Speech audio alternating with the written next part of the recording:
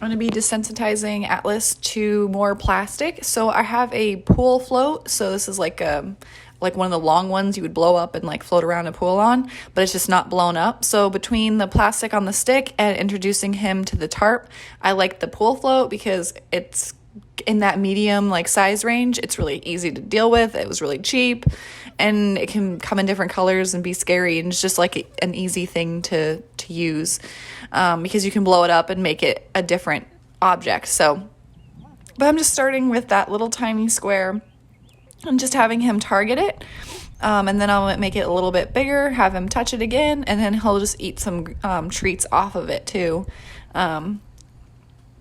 which I'll do in a little bit. But I want him to just touch it, and then when he touches his nose to it, I'll click him and I'll feed him.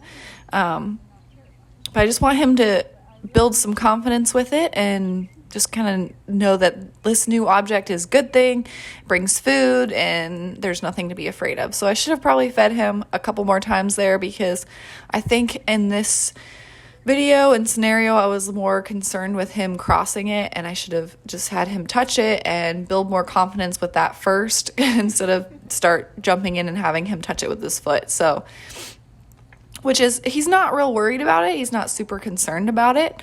So that's probably why I took advantage of it here. But I should have just gone slower, had him touch it more, rewarded him more, target it more, and then had him like eat some treats off of it before having him cross it. But here, I'll put some, I have like alfalfa cubes that I break up, and I'm just going to put some on there. And I went to go get some more treats. So he ate those off of camera, so I had to cut out the part where I left to get more treats, and he did eat those off of there. So, but again, I'm going a bit fast here because I probably should have had him go over it when it was just halfway folded, versus opening it up quite that soon.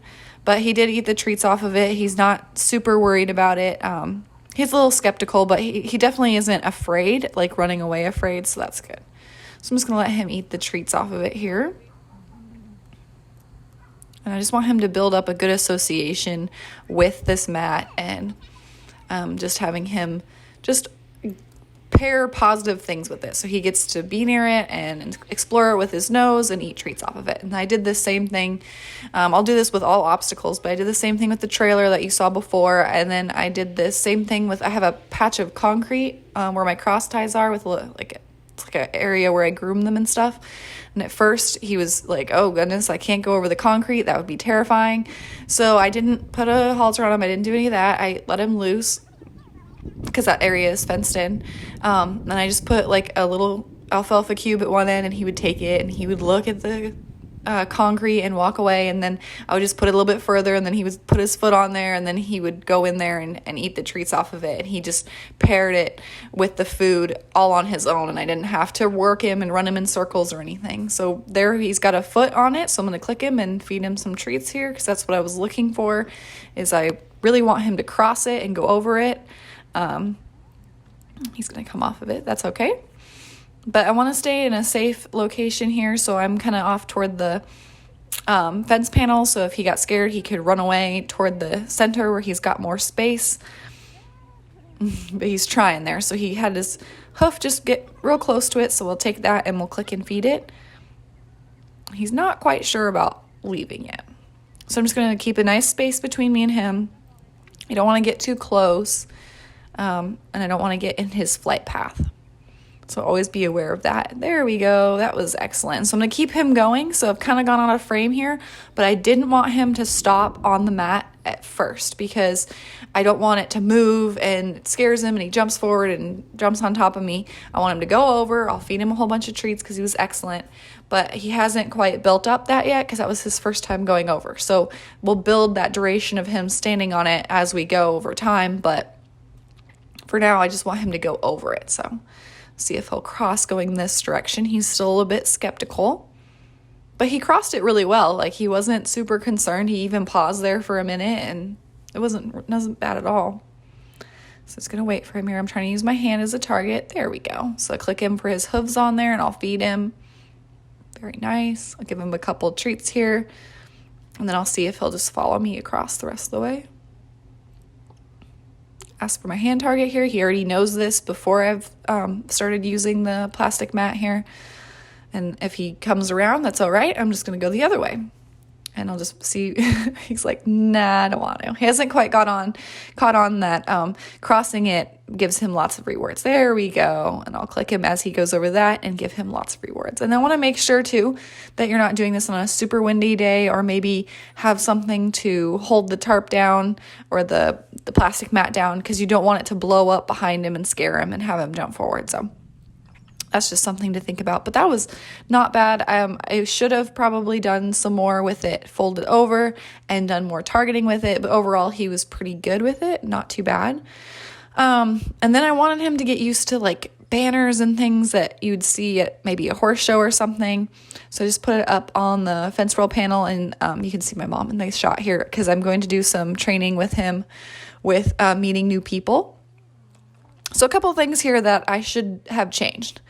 So I put this in because I don't want you to do the same things. I should have clicked him as soon as he took that step forward a second ago and he got closer. This is too much. Like, he shouldn't been this close because he's very aware and alert of it. I also should have folded it up and put it on a lower rung, because he's much too over threshold here. He's too worried here.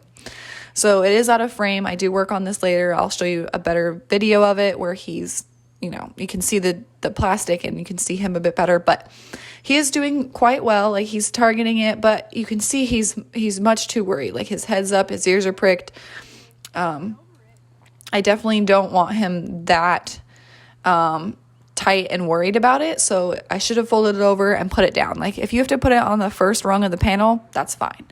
And I shouldn't have made him go put his nose on it right away, because his body language was showing me that's not okay. So see how he leaves and he takes a couple fast steps away? Like, he doesn't feel safe being by it.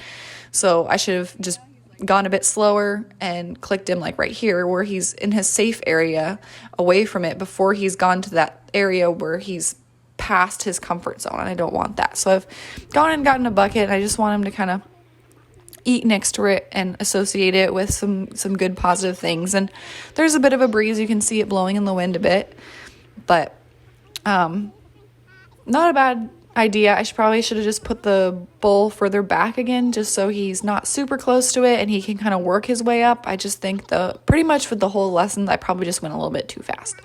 So, and that's just a learning curve. Like, now I know, especially for Atlas, to go a bit slower.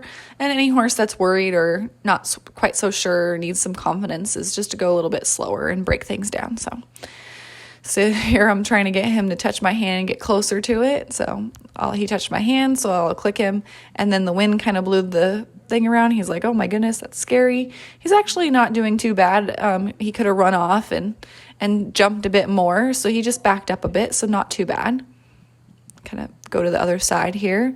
I'm going to let him kind of step away and look at it. And that's not bad. This is good. So I click him as he comes over and then touch in my hand. I'll give him a treat. So I'm clicking him for coming toward the scary object. So here you can tell he's too close because he's spooking and stuff. So I should have rewarded him where he's back over closer to the mounting block, right over here, and rewarded him for approaching but staying relaxed, and he's just too close. And then I wanted to move it around a bit so he's not as afraid, but again, probably went too fast and should have just worked on him targeting it while it's stationary. So my thought at the time was, oh, let's make it move and I'll make it more positive, but he was already much too afraid to go to that step yet. He wasn't ready for it. So just something to think about while you're desensitizing, really, to anything. Take it nice and slow. I kind of overfaced him, and he's very brave here and came up. That was really nice. I'll reward him for that. But should have just gone back and worked with him a bit further away from the plastic. So he wants to leave. That's fine. But see, I could have prevented him leaving by just doing baby steps and rewarding him being further away, because he wouldn't have been over threshold. He wouldn't have been that worried, and he wouldn't have left.